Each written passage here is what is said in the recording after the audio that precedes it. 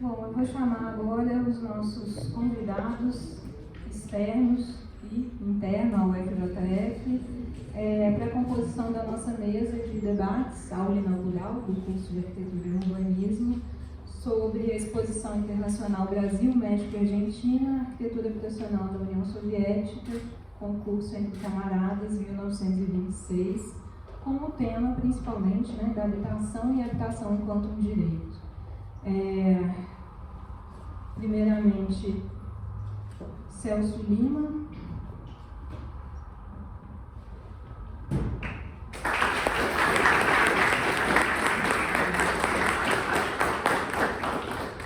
Cláudio Ribeiro Rezende.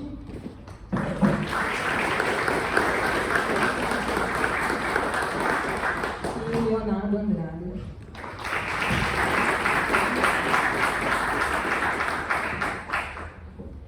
Eu vou apresentar rapidamente os nossos convidados.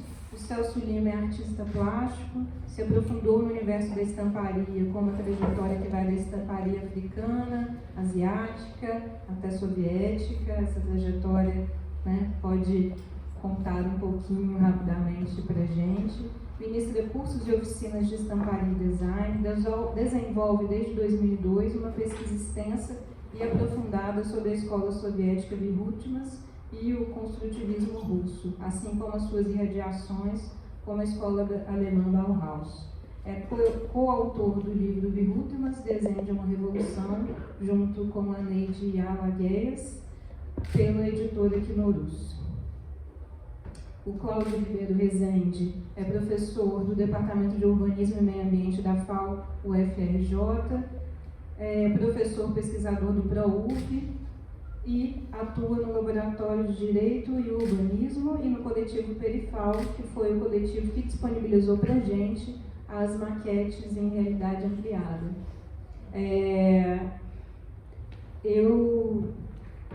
Na nossa exposição, eu não sei se todos perceberam, mas tem um QR Code.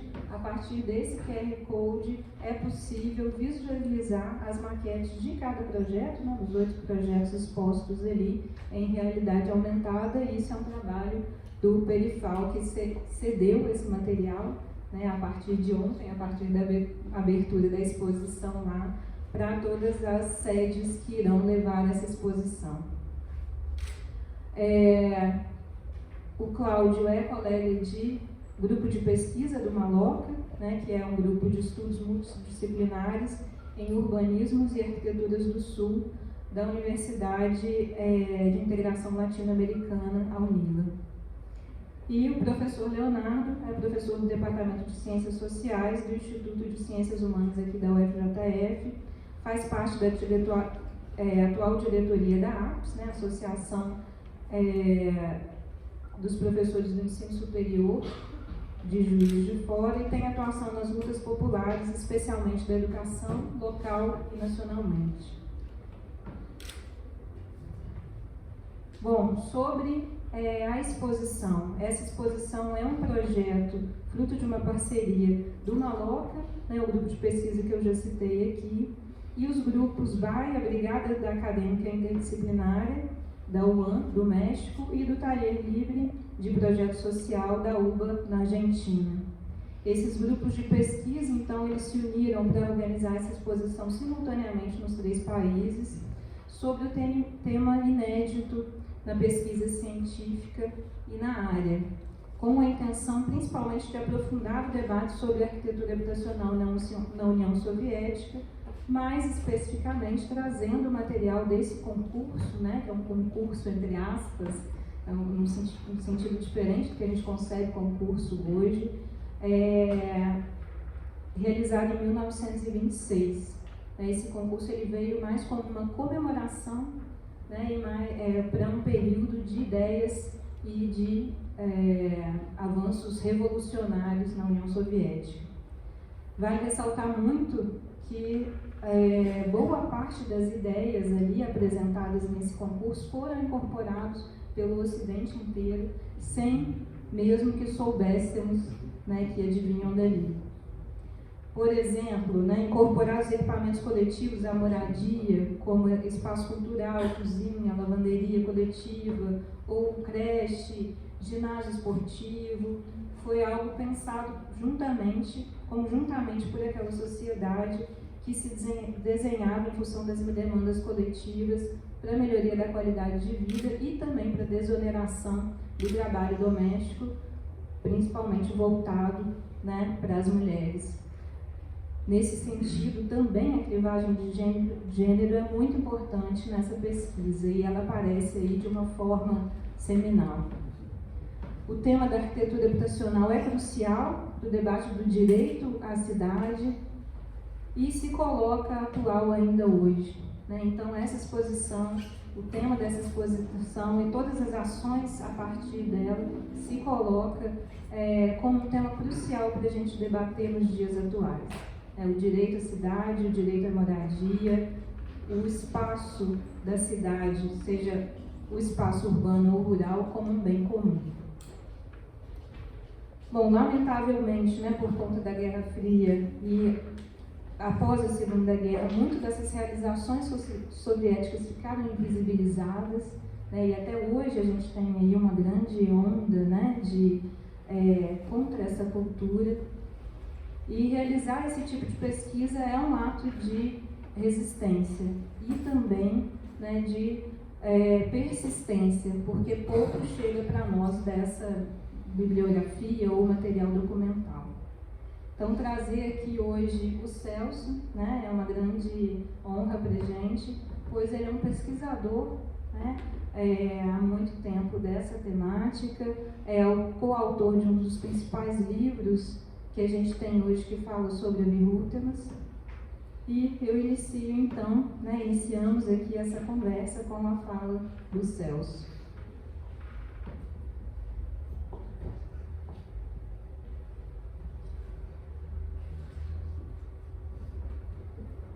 Eu não sou muito bom com essa coisa do microfone. Eu espero que...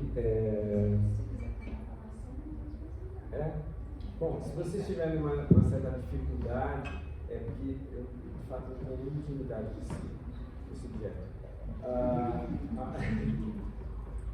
A Raquel acabou de falar do livro. O livro é este, que a gente lançou justamente em plena pandemia. Nós terminamos de escrever o livro, na verdade, já na pandemia, no início da pandemia, e lançamos o livro durante a pandemia da Covid, e é um fruto de um trabalho de pesquisa meu e da Neide Arlagas, que é minha parceira nesse resgate de uma escola absolutamente esquecida por motivos diversos.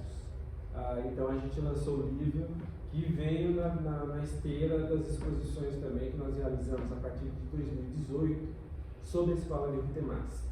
Então a gente inicialmente é uma mostra que houve no Sesc Pompeia. Eu gostaria de acrescentar que foi uma mostra que sacudiu a cena cultural paulistana. De fato foi um super sucesso, justamente pelo ineditismo que ela trazia. Depois de décadas de desfile de modernidade da Bauhaus alemã, nós trazíamos o ponto matricial, certo? Que era uma revolução, aquilo que nunca, de certa forma, a Bauhaus trazia como explicação daquele triunfo em termos de propostas, de novas propostas, tanto para a habitação como para o mobiliário, enfim, para desenho gráfico. E aí então foi justamente isso que fez com que eu me voltasse para a escola soviética, por sentir, como professor de história e design, no momento que nós abordávamos o capítulo Bauhaus, nós tínhamos uma lacuna imensa. Faltava algo ali, né? Não digo influências especificamente, mas a impressão que dava é que se dava um salto, principalmente na passagem da Bauhaus do Wagner para a Bissau, imenso, e não havia um referencial desse salto. Eu não vou me estender muito sobre a relação entre as duas escolas, que durante os últimos anos da Bauhaus, nos últimos anos do Temás e do TEM, já nos últimos 3 anos, até 1930, porque é um tema que, de fato, a relação entre as duas escolas foi intensa em termos de trocas, alunos que se mobilizavam pela escola moscovita, alunos da escola de Moscou, que faziam cursos na escola alemã, enfim, troca de impressões sobre necessidades curriculares, enfim, é muito amplo a relação entre essas duas escolas. Mas eu acho que a melhor maneira, a exposição que a gente está sendo feita aqui agora, vai passar por várias cidades, eu até fiquei emocionado de ver ali, sempre fico, o nome Andreiol. Andreiol é um nome absolutamente soterrado pelo esquecimento. Já na sua época ele foi rejeitado pelo tanto de vanguarda que ele trazia de proposta para o habitacional. Quando nós falamos do habitacional soviético, nós temos que pensar no seguinte: ali não houve só uma revolução, uma mudança absolutamente, eu diria, colossal na proposta de moradia, como o próprio morar se transformou. Mas de onde essa transformação? Não é no projeto, não foi no trecheiro. Aconteceu antes uma revolução política, de mudança de mundo, de uma nova proposta de sociedade. Então é evidente que havia uma demanda por um novo desenho de mundo, incluso aí o habitacional, a casa, a nova casa. Eu fiz aqui, eu trouxe de imagens tentei fazer uma linha do tempo para que a gente possa compreender. Eu sei que o tempo é curto e eu sempre me assusta um pouco falar sobre esse tema, um tempo muito curto, porque ele é muito amplo. Quando nós começamos a pesquisa, a Neide e eu, separadamente, nas nossas carreiras de pesquisadores, e depois nos juntamos justamente no projeto da exposição, para a exposição, o nome de Gutemas tinha sido completamente apagado, historicamente inexistente. Às vezes uma menção aqui, outra ali, por alguns historiadores europeus, mas ela não existia como acontecimento pedagógico, como justamente um acontecimento pedagógico que vinha propor um novo entendimento do mundo, das necessidades desse mundo que se revolucionar.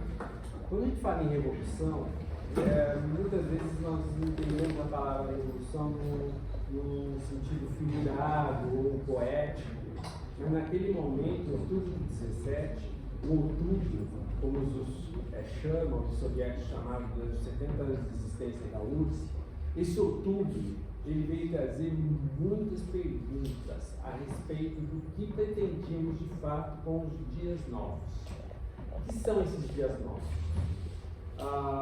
Se nós temos uma revolução que acontece politicamente em outubro de 17, com a tomada do poder pelos bolcheviques, comandados por Vladimir Lenin, nós temos, eu volto a palavra para o Kazimir Malevich, que ele costumava dizer o seguinte: os políticos, os financistas, fizeram sua revolução em outubro de 17, mas a forma, a arte, revolucionou muito antes.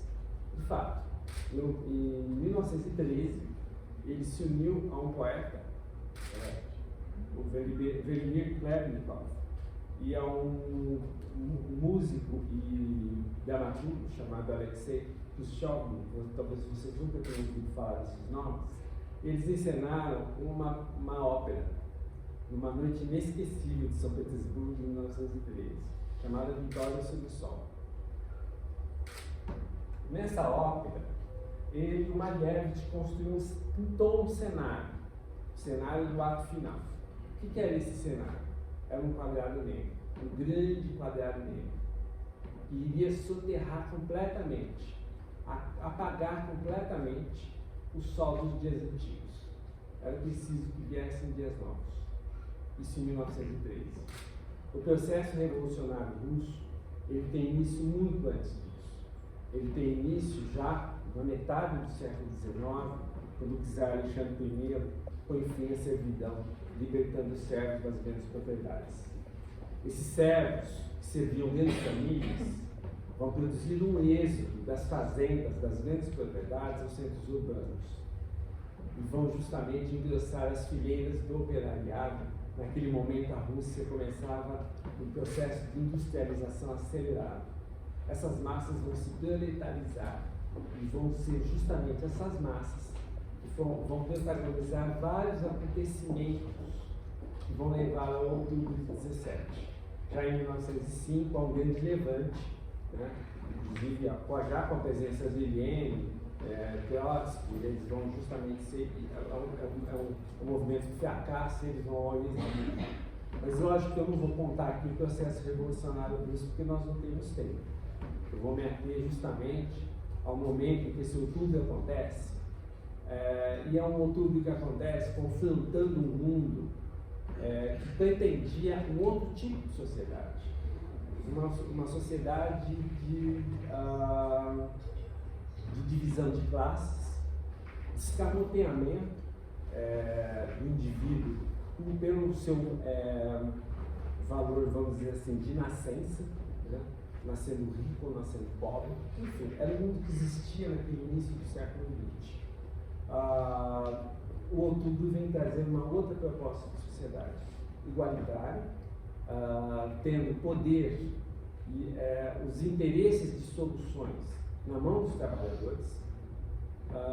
E eu, lógico, estou falando, sim, de maneira ideal, daquilo que foi proposto pela Revolução de Outubro, mas muito foi realizado naqueles anos iniciais e também depois. Eu sempre me incomoda uma palavra que é usada em relação à Revolução Russa e os anos posteriores, principalmente os primeiros anos, a utopia. Utopia é uma palavra que remete a uma impotência, a algo que não se concretizou, que foi apenas sonhado.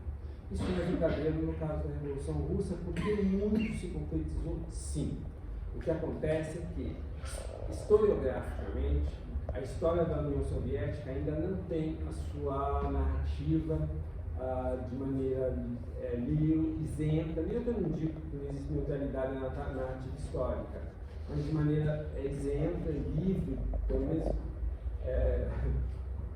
que for possível, de preconceitos.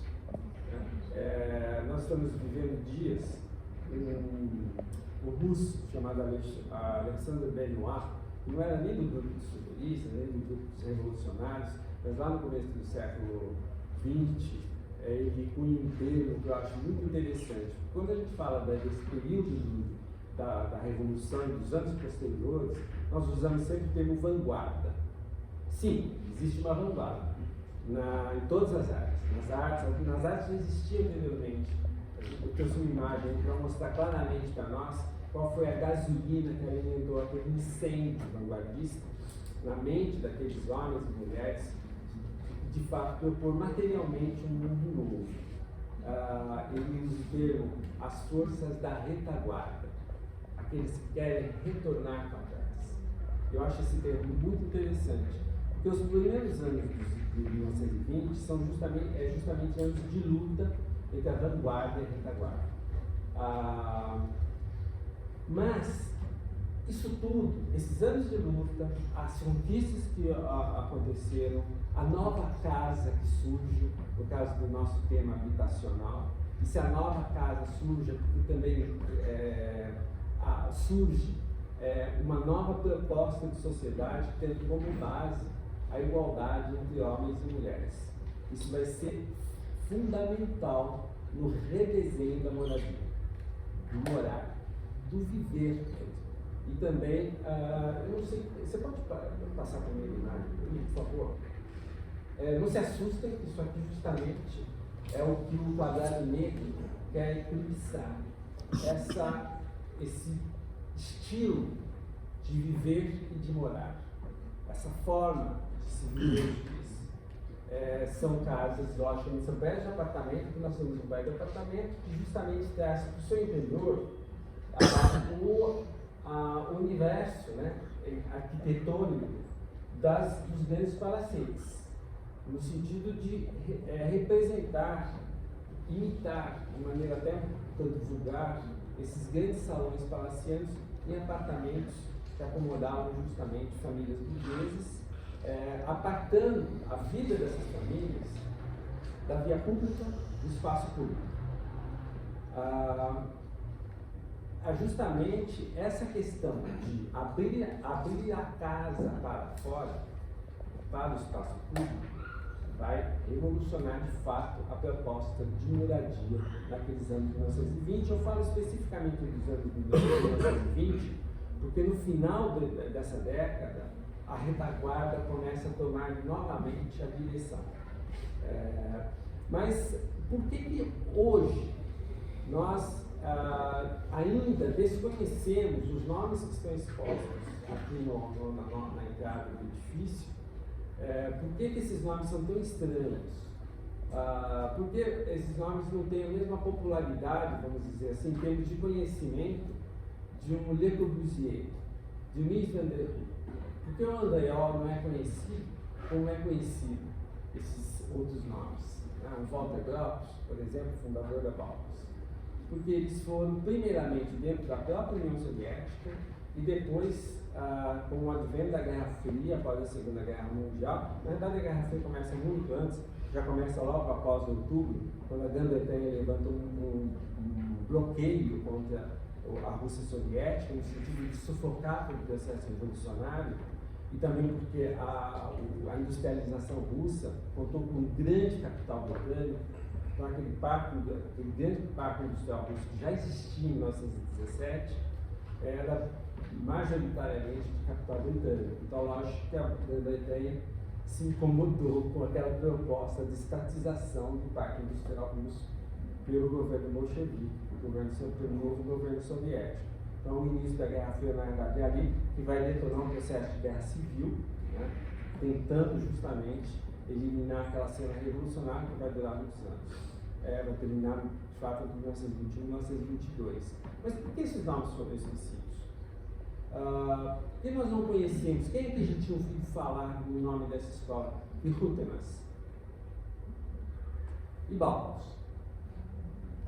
Pois é. Para exemplificar rapidamente, e a gente também, eu e a Neide, a gente teve uma dificuldade imensa, no sentido de ainda existe uma dificuldade grande de acessar arquivos. Vou contar a história da primeira historiadora, e ela nem era historiadora, hoje ela é chamada assim, mas ela na verdade era uma grande entusiasta das artes, que é uma britânica chamada Camilla Gray. Camilla Gray, só para vocês entenderem, porque historicamente esse momento, esses nomes foram esquecidos. Camilla Gray, ela, em 1960, ela faz uma viagem a Moscou para aprender balé, para aperfeiçoar o seu balé, para ser bailarina. Chegando lá, ela começa a visitar os grandes museus que tinham na cidade, né? E ela fica apaixonada pela arte de vanguarda, né? Natália Mocharova, Mikhail Glavinov, enfim. Os construtivistas naquele momento não eram expostos nos museus russos, mas os futuristas sim. Eles são justamente esses pintores da primeira década do século XX na Rússia. Ela ficou encantada com aquilo e ela começou uma pesquisa sobre esses artistas, sobre esse momento da arte russa. Em 1964, pesquisa que até hoje é muito importante. Principalmente para quem quer se iniciar nessa temática, a pesquisa da Camilla Gray é bastante rica. E ela publicou em 1964 o Grande Experimento. Chamava-se O Grande Experimento, o livro dela. Arte Russa, 1862-1920. Então ela já falava da arte soviética, aliás, a maior parte do livro dela ela dedica ao período soviético. Muito bem, o livro foi extremamente bem recebido, era a primeira vez que se escrevia sobre isso, né, no Ocidente. Ok, a crítica acolheu o livro dela de maneira muito entusiasmada.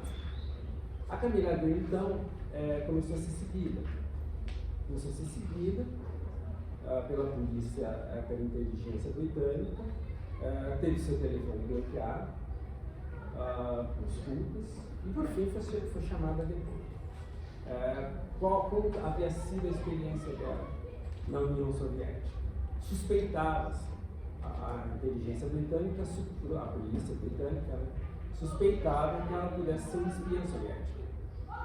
Para piorar tudo isso, quando ela esteve nas várias viagens que ela fez para Moscou. Numa delas, ela conheceu o filho do compositor Prokofiev e se apaixonou por ele e se casou com ele. Então, toda a situação da Camila Grey foi ficando muito difícil na Grã-Bretanha. Então, ela se mudou com o marido para Moscou. Em Moscou, ela procurou editoras que pudessem publicar seu livro, de descobrimento, todas soviéticas. E aquilo, então, levantou uma suspeita. Então, ela começou a ser seguida, seu telefone foi grampeado, e ela, então, foi chamada a depor na KGB também. Ela era suspeita de ser um espião britânico. E tudo isso por quê? Porque ela ousou falar de arte soviética. Daqueles movimentos que foram influenciar, inclusive, a arquitetura e o desenho de mobiliário, foram os movimentos, a revolução a qual Malevich se refere. Por fim, a Camila Grey e o marido, assustados com aquele cerco a ela, se mudaram para uma pequena cidade na russa, no sentido de se resguardar, e perto de Sochi, enfim, mas não, ali, grávida do segundo filho, ela morreu misteriosamente. Ali sempre se colocou como uma hepatite. Né? Hoje sabe-se, a mãe dela, já na época, fez essa denúncia que ela foi envenenada pela polícia, pela KGB. Isso porque, justamente naquele momento, não se podia falar sobre a arte soviética. A União Soviética era o país prisão. Tudo ali era assim. Quando nós fizemos a exposição no Sesc Pompeia, um dia, encontrando uma professora de design da FAAP, ela chegou para mim e falou: Celso, eu estou encantada com isso, porque de onde tantas cores tinha na porcelana, nas estamparias, foi uma exposição muito grande.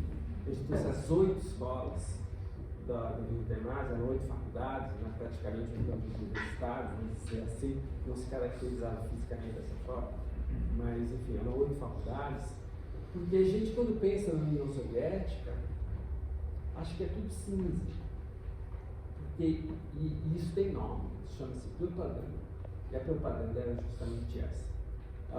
Bom, voltando ao nosso tema, ao tema da exposição, do morar, do habitacional, é de muito difícil resumir a história dos filhos do Termas, porque para contar a história dos filhos do Termas, eu devo contar a história dos Isfomas, que são fundados em 1918. Olha, vejam bem, coisa impressionante, e fazer um paralelo com os nossos dias. A Raquel já chamou a atenção, e eu acho que o nosso diretor aqui também da faculdade já chamou a atenção das dificuldades que passam as universidades e a escola brasileira como um todo. Em meio à Guerra Civil, em 1918, início da Guerra Civil, na verdade, o país jogado numa violência, a Rússia Soviética ainda não era a União Soviética, as outras repúblicas não tinham se agregado ao projeto político da Rússia Soviética, começa a se fundar escolas, em plena Guerra Civil, e escolas de artes. Mas eram escolas, de fato, os sistemas, na verdade, se caracterizam por serem laboratórios. Vão durar 3 anos de uma experiência extremamente assustadoramente de vanguarda. Eu não gosto de usar esse termo de vanguarda, mas eu acho que passa a vocês o que eu estou querendo dizer. Eram, de fato, novas pedagogias que estavam sendo testadas. Também a gente vai ter aqui um gostinho do que foi isso. Vai ter a Sala Negra do Ladovski, que já está dentro dos sistemas, mas não eram cursos de formação. Diante disso, em outubro, quando se faz a Revolução, a Rússia urbana eram esses edifícios de apartamento burgueses, que abrigavam a família burguesa. Você pode passar para essa imagem, por favor? Ou então, as choupanas dos operários. Essa família que a gente está vendo aqui dentro dessa choupana não é uma família de lavradores. Esses são cartões postais que os funcionários ingleses das indústrias russas mandavam para suas famílias. Eles moravam em apartamentos, enfim, havia até inclusive alojamentos que foram construídos por essas indústrias para alojar seus funcionários, principalmente os britânicos, que eram especialistas do maquinário, enfim, tem toda uma história envolvendo a industrialização russa no século XIX, na segunda metade do século XIX. E essa era uma família de operários russos que trabalhavam nessas indústrias e moravam, a moradia deles era essa choupana. Era uma casa sem nenhum tipo de conforto. Nós sabemos que a Rússia é um país de invernos extremamente rigorosos, então a gente imagina, e também a questão da fome, da miséria, que eram submetidas grandes faixas da população russa por conta do governo imperialista, czarista. Muito bem, eu não vou entrar também muito nessa questão dos motivos que levaram à revolução, obviamente é uma tentativa de mudança de mundo, mas só para a gente entender a arquitetura que servia nessas cidades. A gente está vendo postais tanto de São Petersburgo quanto de Moscou, grandes cidades russas naquele momento. Então a revolução acontece. Essa arquitetura que a gente viu anteriormente também, os prédios de apartamentos em estilos neoclássicos, com um desenho que lembrava muitos edifícios parisienses, porque muitos arquitetos que atuavam naquele momento desenhando, isso no final do século XIX, começo do século XX, na Rússia, eram inclusive arquitetos formados na França. Né? A escola de arquitetura, e haviam escolas de arquitetura na Rússia, não eram muito bem conceituados. Então, os filhos da burguesia, da nobreza russa, iam estudar, principalmente em Paris. Sempre houve uma afinidade muito grande e uma admiração muito grande da Rússia pela França. Tanto que dentro das casas, não se falava russo, só se falava russo com a criadagem. A língua falada pelas famílias burguesas e nobres russas era o francês. Muito bem, isso é só uma notinha, mas havia uma necessidade de um novo morar. E o que traz essa necessidade de um novo morar? É apenas o fato de ter se realizado uma revolução, do poder ter ido às mãos dos sovietes, dos trabalhadores, das representações de trabalhadores, ou houve outras determinações que levaram à necessidade de um novo desenho de moradia, um novo desenho de mobiliário, um novo desenho de copo, enfim, e o que esse copo carrega nele. Por exemplo, na exposição a gente expôs o projeto de porcelanas do Malevich, que incluía o Chazny, o Suyetin, que eram outros alunos dele, inclusive também do movimento suprematista, que a louça trazia pintada nela, impressa, inclusive, em selos, as composições suprematistas. A proposta é que esses pratos fossem para a mesa do trabalhador. Levassem ao trabalhador essa nova informação, essas novas formas. E na arquitetura? E no morar? Por favor. No morar, há principalmente uma nova protagonista que surge no movimento revolucionário e nessa sociedade dos novos dias, a mulher. O empoderamento da mulher é uma das premissas do movimento revolucionário bolchevique. A emancipação feminina. Lenin tinha uma frase que era repetida por todos os líderes revolucionários: não há como construir o socialismo sem paridade entre mulheres e homens. Muito bem. Eu trouxe aqui essa frase da Alexandra Kollontai, que foi uma feminista, uma mulher com uma potência, um verdadeiro furacão. Ela vai ser comissária da Segurança Social, inclusive, naqueles primeiros anos do Lenin, que é preciso libertar as mulheres dos afazeres domésticos, da sua pequena penitenciária. Então ela denominava o trabalho doméstico a que as mulheres eram submetidas, cozinhar, criar os filhos, limpar a casa, lavar a roupa, enfim, de pequena penitenciária. As mulheres estavam aprisionadas, e ela está falando das mulheres do povo, porque naquele momento não existe mais classe burguesa. Todos são trabalhadores, todos são vistos de maneira igualitária. Sim, vocês devem estar pensando, puxa, mas a coisa não aconteceu bem assim. Eu estou falando de maneira ideal. E por muitos anos aconteceu. E até em detrimento do que vai se impor depois. Politicamente, muitas vezes a força pelo terror, mesmo assim há uma resistência enorme para que as conquistas dos anos 1920 permaneçam. Eu estou vendo muitas garotas aqui, eu tenho uma boa notícia para dar para vocês todas. As mulheres venceram, inclusive Estado. Elas não recuaram. Basta a gente observar o papel das mulheres soviéticas nos anos 1950, pouquíssimo estudado por aqui, eu sempre indico muito para minhas alunas, meus alunos também, estão todos juntos nessa luta de igualdade. Um livro da Wendy Goldman, que é uma historiadora que se dedica a essa pesquisa do empoderamento feminino pelo viés político-econômico, especificamente sobre a mulher soviética, se chama Mulher, Estado e Revolução.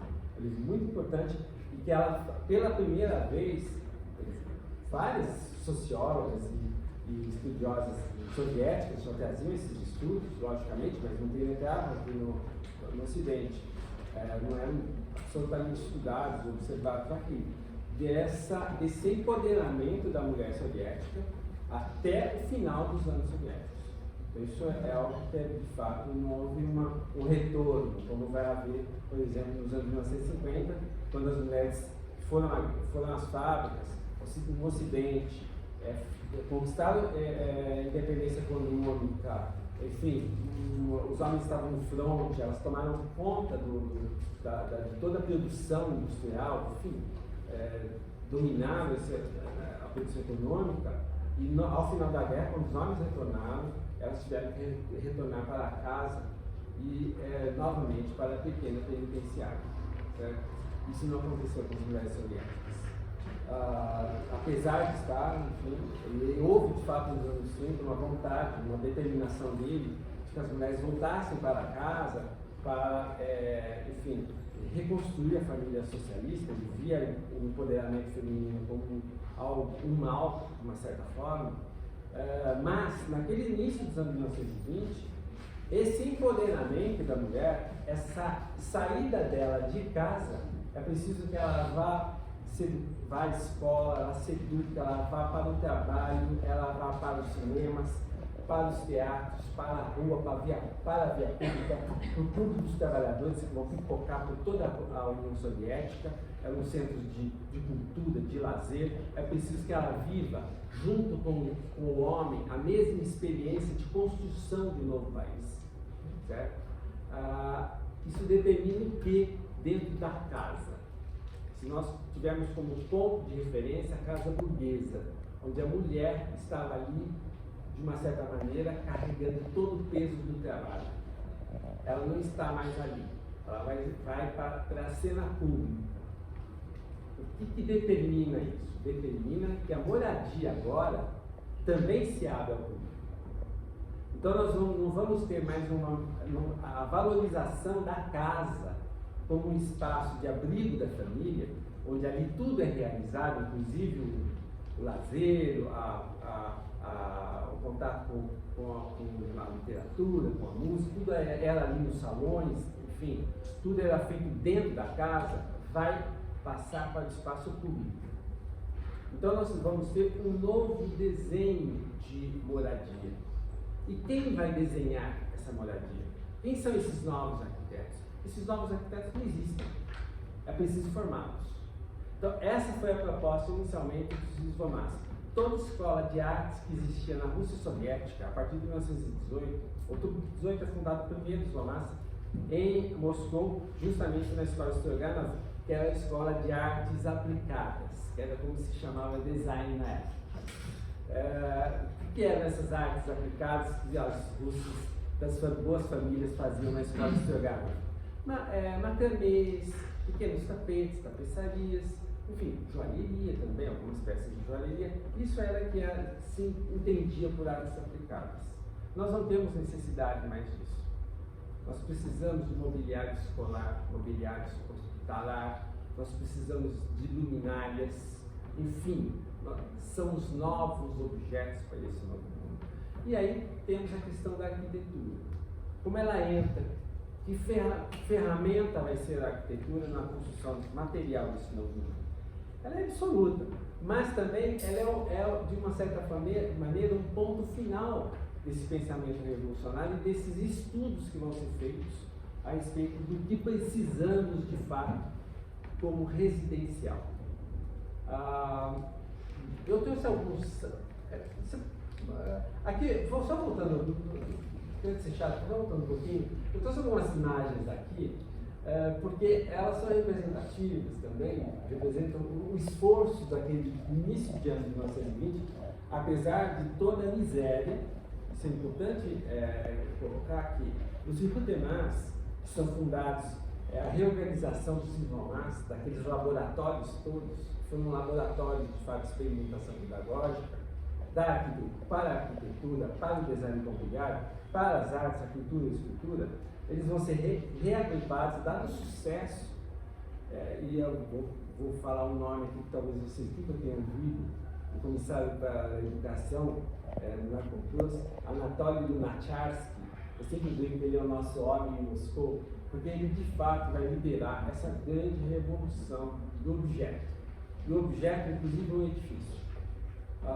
Ele, justamente, quando logo ele chega com Lenin, já no início do processo revolucionário, já a partir de março de 17, e ele vai encontrar uma cena, como Malevich já disse, absolutamente revolucionária nas artes.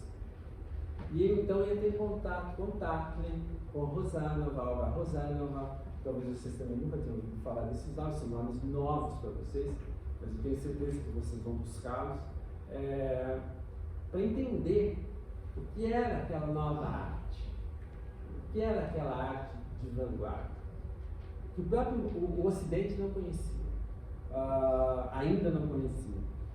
Então ele começa já a organizar esses novos laboratórios de ensino. São 3 anos de sucesso absoluto. Ele entende que, de fato, dali algo importante, no sentido do novo desenho, pode surgir. Então, em 1921, dezembro de 21, o Lenin assinou o decreto fundando os Hipotemás. Os Hipotemás são 8 faculdades. Agora, olha que interessante. A faculdade de arquitetura, de pintura, de escultura, já existiam na Rússia imperialista. Mas aí nós temos faculdade de cerâmica, faculdade têxtil, faculdade poligráfica, totalmente voltada ao design gráfico, já não está mais subalterna à pintura, a faculdade de escultura. Então nós vamos ter também, eu não sei nem se eu falei todo, mas enfim, nós vamos ter algo muito interessante que é o seguinte, eu fico aflito porque eu sei que eu tenho pouco tempo, que é o ensino propedêutico. O que é o ensino propedêutico? Básico. E observem uma coisa. A partir de 17, a escola se abre para todos. Ivan Leonidov vai ser um grande arquiteto no final dos anos 20, formado pelo livro PEN 27. Ele é de Salvador. Mas como? Abrindo as escolas superiores de medicina, de engenharia, todas as escolas superiores, a uma população que nunca pôs o pé numa escola. Mal era alfabetizada. Quando a Revolução acontece em outubro de 17, praticamente no campo, mais de 80% da população era analfabeta. Nos centros urbanos, há uma pequena diminuição entre 60% e 70% da população. E quando a gente fala de uma população alfabetizada, era rudimentar, o ensino rudimentar da alfabetização. Então, como essa população agora, de repente, vai passar a fazer um curso superior, para se formar médico, químico, físico, arquiteto, certo? Eu acho que nesse momento é criado o que eu até hoje reconheço como um dos maiores projetos de democratização do ensino, chamado RabFacs. As RabFacs são a Faculdade do Trabalhador. São faculdades que passam a agir no espaço de 3 a 4 anos, onde ingressam lavradores, operários, que vão adquirir ensinamento, básico para poder acessar o curso superior, cursar uma faculdade do curso superior. Então, é um momento, de fato, que o ensino se democratiza de forma absoluta. E é o que vai acontecer. Eles vão endossar as fileiras de todas as faculdades soviéticas, e aqui, no caso do ensino Temas, a gente tem a Faculdade de Arquitetura. Pode passar um pouquinho a próxima imagem. Nós vimos anteriormente creches, escolas infantis, aqui é uma fábrica de pães, aqui as fábricas circulares que vão surgir no início dos anos 1920, aqui um refeitório coletivizado, certo? Isso vai surgir por toda a União Soviética. Ele está em que projeto? Da emancipação das mulheres. Em 1918 é aprovado o Código da Família. No Código da Família se previa o seguinte: especificamente as mulheres, direito ao aborto, divórcio, aprovado. Na verdade, na discussão do Código da Família, eles pretendiam abolir o casamento. São as mulheres que estão na comitiva, no caso Krupska, ainda Sarnan, Alexandre Kollontai, que vão, havia outras mulheres do grupo, vão impedir que se determine isso, porque as mulheres iam ser inicialmente as maiores vítimas, porque elas não tinham emancipação econômica ainda. Elas iam ser simplesmente abandonadas pelos seus companheiros, pelos seus maridos. Mas, justamente, por toda a construção de um aparelho estrutural que atendesse essa demanda de emancipação dessa mulher. As creches, um item do Código da Família muito interessante, é eliminada a prática da adoção de crianças. Por quê? Não há mais necessidade que casais adotem crianças, porque todas as crianças agora vão ser de responsabilidade tutelar do Estado. Pode parecer bastante rigoroso, né, radical, isso que eu estou colocando, mas de fato pretendia-se construir um novo mundo, uma nova sociedade, não um arremedo de nova sociedade. A partir daí, então, começa-se qual era a demanda de uma faculdade de arquitetura, por exemplo, a Faculdade de Arquitetura do Rio de Temas. Depois vou se denominar um termo que eu não gosto muito, acho bastante equivocado, de encomenda social, e não se aplica tanto aos projetos arquitetônicos. Se desenhe isso. Se desenhe esses projetos. As creches, da nova moradia, e a nova moradia, é interessante que os arquitetos ocidentais que visitam a União Soviética nos anos 1920, como o Francois Wright, o Corbusier, enfim, eles vão fazer a seguinte observação: mas os apartamentos soviéticos são muito pequenos, a redução de espaço é absurda. Por quê? Porque os apartamentos, inclusive, os russos têm outro termo para designar, dormitórios. Porque a vida agora não é mais dentro da casa, é fora dela. Tanto que em 1922 saiu um decreto, assinado por Lenin, de que todo o conjunto residencial comunal tem que ter obrigatoriamente, tem que ser aparelhado obrigatoriamente com estruturas coletivizantes. Bom, cozinha coletiva, casa de banho coletiva, enfim, creches coletivas no edifício, para possibilitar que essa emancipação feminina se concretizasse. Então, aqui eu trouxe alguns exemplos dessas construções que vão passar a existir dentro da União Soviética, que vão possibilitar isso. A imagem seguinte, por favor, não estou terminando, não estou terminando. Essa imagem que eu construí é uma imagem que eu gosto demais, porque o Manievich, ele não estava errado quando ele disse que uma revolução já tinha sido feita antes do outubro. De fato, a revolução das formas. Aqui eu trouxe uma composição suprematista do Manievich, o Prol, que é a afirmação do novo, é a forma conquistando, se projetando ao espaço, Lissitsky, um contra-relevo de canto de Tacklin, também a projeção, a conquista espacial pelo objeto, pelo material, né? No caso do Tacklin, ele vai fundar inclusive uma disciplina na escola do tema chamada Cultura de Materiais. E aqui em cima, o que isso parece, gente? Sempre que eu mostro essa imagem, que eu trouxe a legenda, né? Eu pergunto, o que isso parece? Isso é um satélite? Não. É o Instituto Lenin Então, visto de cima, né, do Ivan Leonidov. A imagem seguinte, por favor. Aqui o Instituto Lenin, o auditório, o edifício da Brigadeiro, cinemas, teatros, bibliotecas, centro administrativo. Aqui embaixo, inclusive, também haviam salas para atividades diversas, inclusive escolas de cinema. É um grande complexo de fato cultural, de didática da cultura, de ensino da cultura. E ele, aquela imagem que vocês viram, que parece um satélite, é o Instituto Lenin. E nele estão todos aqueles movimentos, um novo pensamento, inclusive, que invade o fazer artístico dessas ditas vanguardas russas. Né? Mas só a próxima, por favor. Aqui a primeira formação dos Viltemas, Faculdade de Arquitetura, o primeiro departamento, segundo departamento, terceiro departamento. No primeiro departamento a gente tem os mestres tradicionalistas, e é interessante o seguinte, há uma resistência enorme a essa novidade. Né? Os tradicionalistas, que traziam ainda aquela arquitetura tradicional, neoclássica, enfim, eles vão se opor frontalmente às novas propostas dos construtivistas, dos racionalistas, dos funcionalistas. Depois, a partir já no Vila Tem, quando eles surge o grupo dos produtivistas, ligados inclusive aos planos internacionais.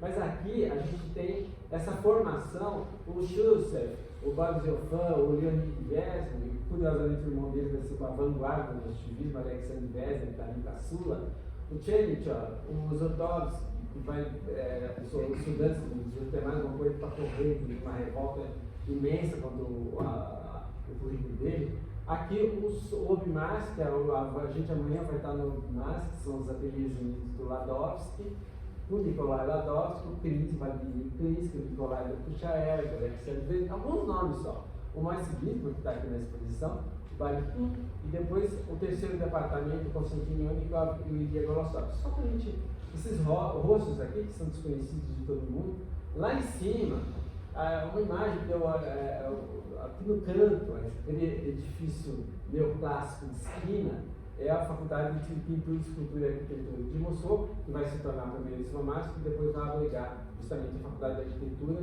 de Metal e de Pintura e Escultura dos Viltemas.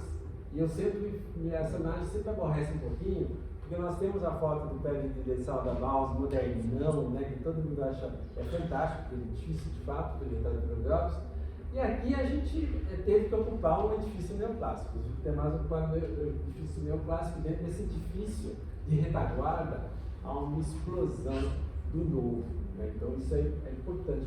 Só tem uma corridinha aqui, tem mais algumas imagens, mas uma última que eu gostaria de mostrar. Aqui uma exposição da Faculdade de Arquitetura, que são alguns projetos. Então, aqui alguns projetos habitacionais. Não pode mostrar o seguinte, por favor. Aqui o pôster do Márcio Ginsburg, e lá em cima, para os funcionários da Ivanovo-Voznесensky. A Ivanovo-Voznесensky é uma grande parque industrial em Ivanovo, que é uma cidade próxima de Moscou.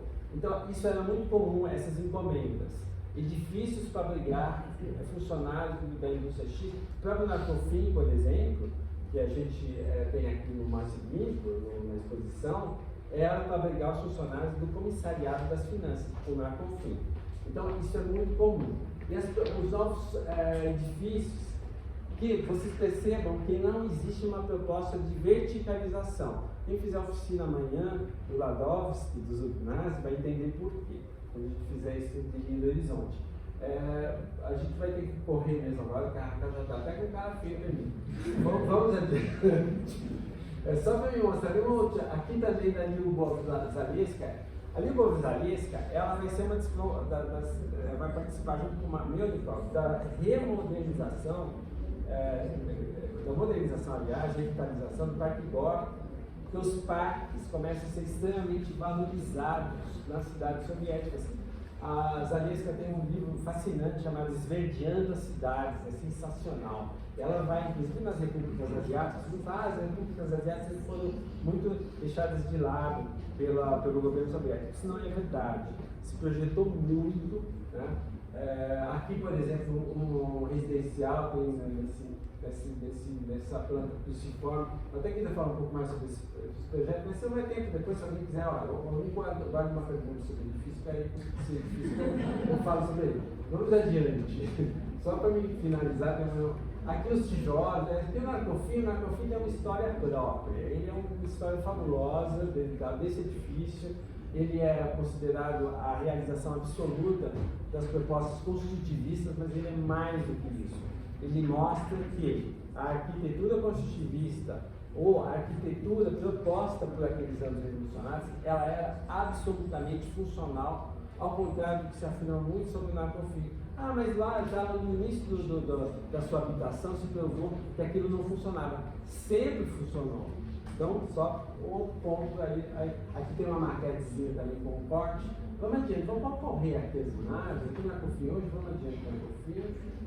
As cidades circulares, eu queria chegar aqui nas cidades circulares, a proposta das cidades circulares, por quê? Aqui em cima vocês têm uma fotinha do Lenin com o H.G. Wells. Em outubro de 1920, o H.G. Wells vai fazer uma entrevista com o Lenin no Kremlin.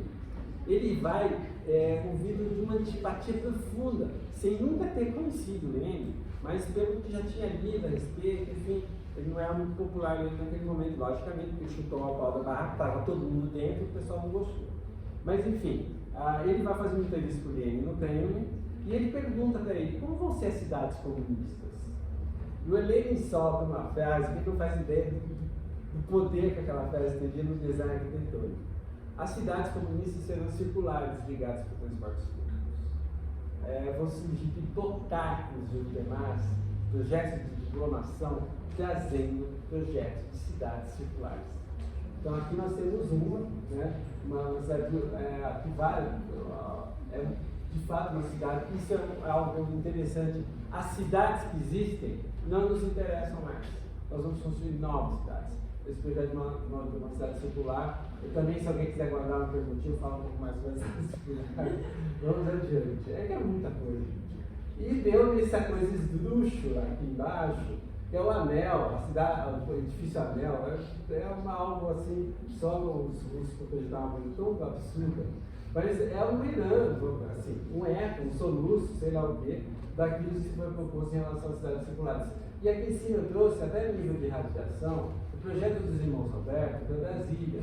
Os irmãos Roberto, quando eles projetaram e participaram do concurso da Brasília, um concurso completamente bem, inclusive, os pais já estavam discutindo os detalhes do cheque enquanto o concurso estava rolando.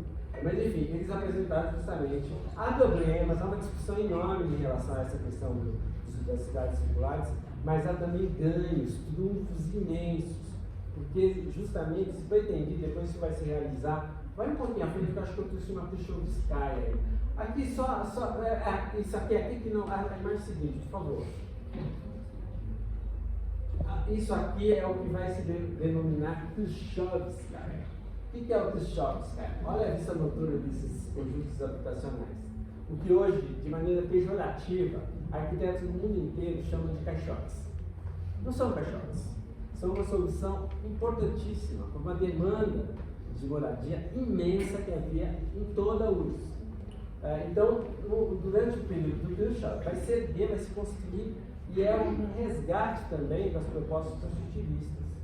É muito interessante esse projeto. Aqui a gente percebe, esses dois que estão analisando assim, a maquete, na exposição soviética em Nova York, em 59, depois teve a exposição americana em Moscou, né, que teve o famoso debate da cozinha e tal, do Nixon para o Khrushchev. E aqui eles estão examinando esse edifício, as propostas dos edifícios de 4 andares. Depois, durante o período 2, vai surgir os de 11 andares, mas nem recuso falar sobre isso. Aqui, de fato, a Khrushchevskaya vai ser um acontecimento em termos de solução habitacional. E dentro desses apartamentos, houve uma ampliação de espaço dos apartamentos, né? E é interessante que, só para me finalizar, volta um pouco aquela imagem que está ali. Eu vou finalizar, na verdade, com uma hipótese latente, mas aqui a gente tem. Não, pode voltar. Aqui a gente tem a Lídia Komarova, que se formou em 28, E aqui nós temos o projeto de diplomação dela. Então, vamos ter que ficar de pé. Aqui a gente tem um projeto de diplomação, que é o Cominter, no edifício do Cominter.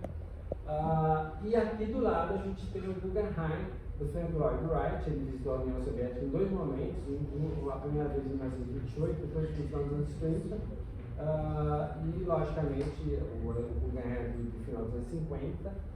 Ele sofreu alguma influência. Essa imagem aqui surgiu, e ela é muito interessante, porque mostra que ela pode ser talvez um pouco mais do que uma influência. Vamos adiante.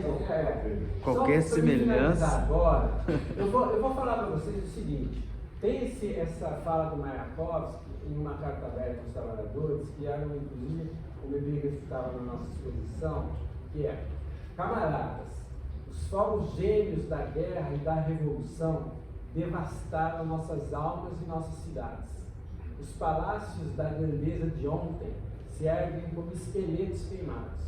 As cidades arruinadas aguardam novos construtores. A vós que aceitais o legado da Rússia, a vós que amanhã tornar-vos-eis mestres do mundo inteiro, abordaria a questão: com que estruturas fantásticas vai cobrir os incêndios de ontem? Então é uma conclamação do nosso poeta da Revolução, não é muito, são muitos, mas Mayakovsky se sobressai em relação a essa questão da construção. E eu estava falando do Khrushchevsky, para finalizar mesmo, a Svetlana Alexievich, escritora importante soviética agora, nosso contemporâneo nosso, foi até Nobel de Literatura, ela tem um livro chamado O Fim do Homem Soviético. São depoimentos, longos depoimentos, de cidadãos que foram soviéticos e que em 1991, no Natal de 1991, tiveram que ouvir de Gorbachev aquela declaração absolutamente cruel. A União Soviética não existe mais. E foi, da noite para o dia, eles foram jogados num verdadeiro pesadelo, do qual eles se recuperam até hoje. Nesse livro, é impressionante como nos depoimentos eles falam dos apartamentos. É recorrente na fala deles os apartamentos comunais, mas com uma nostalgia, porque no dia seguinte, nos meses seguintes a essa declaração de Gorbachev na TV, eles foram todos jogados para fora desses apartamentos, porque começaram a bater na porta deles: onde está a escritura? Que nunca existiu. Aquilo era a propriedade do Estado e o Estado era do povo, não havia escritura, certo? E eles foram jogados todos na rua, muitos. Mas isso é um outro assunto. Mas esse livro também é um livro permitido. Raquel, terminei. Não terminei, mas...